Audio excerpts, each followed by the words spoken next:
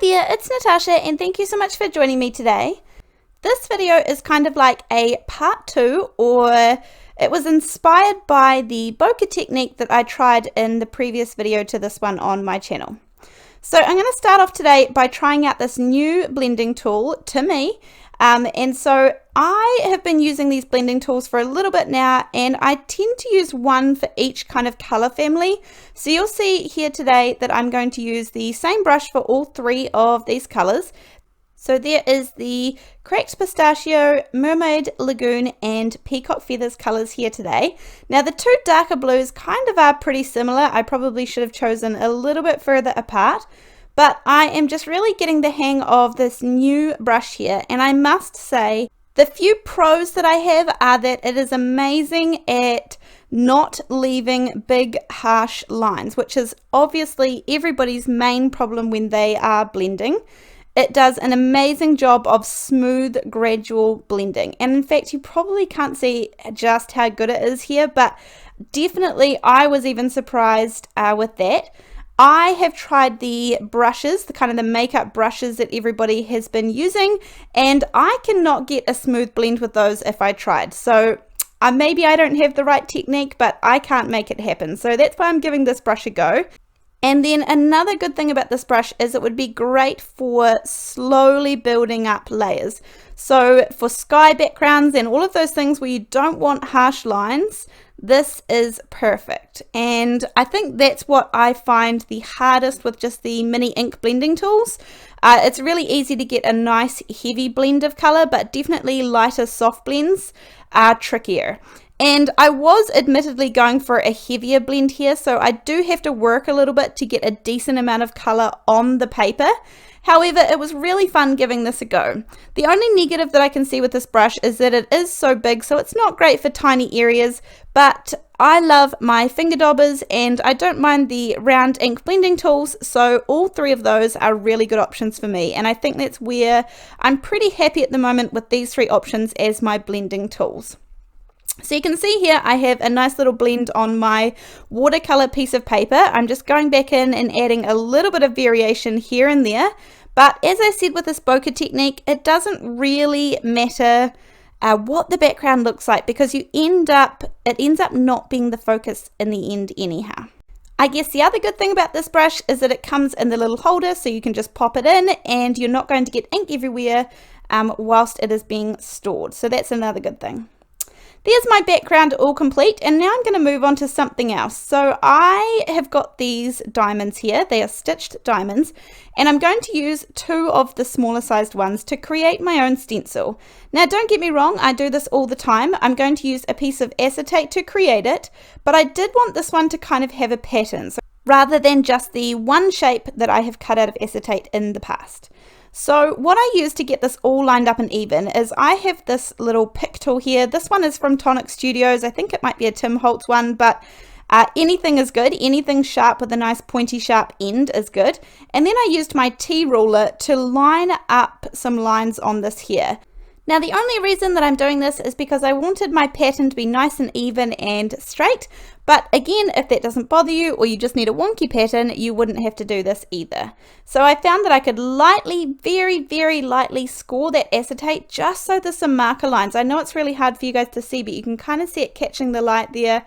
So I just found the middle halfway points from the top and from the side, and that way I was able to line things up really, really well. So this was my practice sheet, and I just cut out the diamonds as you would expect.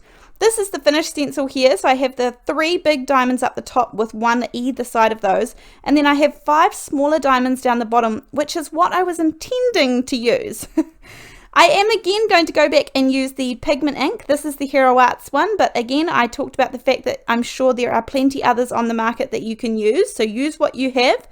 And I'm going to go in with my finger dauber, and just with the bokeh technique where you come in lightly at the beginning, this is the first layer that I'm going to do, so I'm definitely coming in nice and light. I did think about lots of different patterns that I could do with the stencil, and I actually had a play off camera and had lots of fun. So there is lots of options when it comes to creating your own patterns. Now at this stage, I wasn't sure if I was going to cut down this piece of paper or how much I was going to use of it on my final card. So I'm just going right to the edges and making sure the pattern goes off the edge as well. Now this is where I had intended the smaller diamonds to kind of fill in the gaps or go on top of it or cross over a little bit. But in the end, I kind of like the idea of just using the larger diamonds again and going over just offset on the original one. So I do have to move my stencil over because I think I made these stencils 5.5 by 5.5 inches. Again, you could make them any size that works for you. You could definitely make them much larger. And I just went over top of my previous diamonds. So you can see the pattern starting to begin, and I really liked how this was looking. It's very, very simple to create, and it would be even easier if you already had your own stencil pre-made. But I just felt like making my own because I knew the pattern that I wanted. So use what you have at home to create whatever you need. I'm going to dry this with a heat gun because it is pigment ink, so it stays wet a little bit longer than dye inks.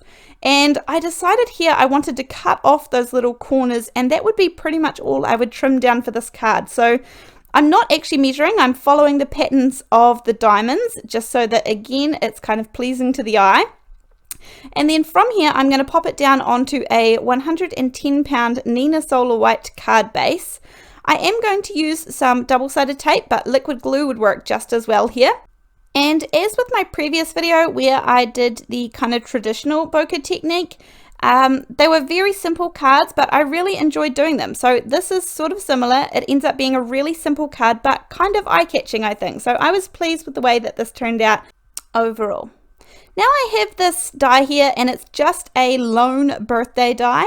I did die cut 5 of them out of the 110 pound paper, so it ends up being really, really nice and thick. This was all the scrap pieces that I just save. I have all sorts of shapes and sizes sitting there, so you can see how thick this is. And I'm glad that I save up all those spare little bits for times like this. I have not forgotten the little dot that goes on the top of the eye, so I did get that as well. And then I just went through my stash of stamps and found this memory box stamp set here called Party Time. It is a very old stamp set. I don't even know if it is still being sold. I will link everything down below if I can find it for you, all of the things that I used in today's video. I am adding a tiny little strip of liquid glue and then a tiny little strip of the same black cardstock that I heat embossed that sentiment onto, and I was able just to do one strip and just cover up those short little bits either side. Again, this is a really simple card, but it's kind of these little finishing touches that make it all complete, I think. I'm adding some foam squares onto the back of the heat embossed sentiment and then just liquid glue onto the back of the birthday sentiment. I'm going to pop this kind of right across the middle and hold it down for a minute because it is a very big, thick sentiment. And then take off the release paper off the squares and pop the best ever sentiment right above the birthday. Then I'm just going to trim everything up, and this will pretty much be this card complete. For a moment here, I did forget about the little dot on top of the eye, but don't worry guys, in a second you'll see that it has magically appeared. And that finishes off the card for today. So I really like this and would definitely try this again, even with different shapes that you have. Just have a look through your dies and see what you have available. Thank you so much for joining me today. Let me know which kind of bokeh technique you like the best in the comment section down below. The more traditional or this kind of take on it. Thank you so much for watching me today guys. I really, really appreciate it. I look forward to seeing you in the next video. Thanks again. Bye.